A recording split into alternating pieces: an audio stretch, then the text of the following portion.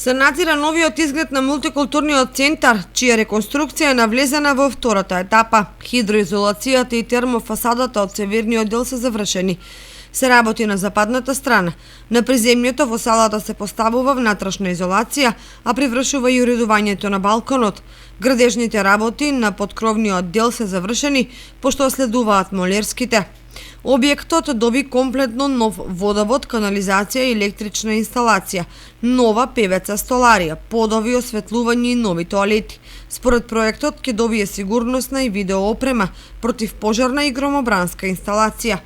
Паралелно со реконструкцијата, надлежните служби работат на подготовка на структурниот концепт за функционирањето на мултикултурниот центар. Реновираниот објект со салата со капацитет од 100 метри повторно ќе биде способен за културни случувања. Мултикултурниот центар е замислен како центар на творци и креативци, со изложбен дел за експонати од културно-историско значење. По примерот на европските искуства, овој центар ќе создаде можност и за развој на претприемачкиот дух преку модели и форми за пренесување знаење за развој и поддршка на бизнис идеи од нивниот зародиш.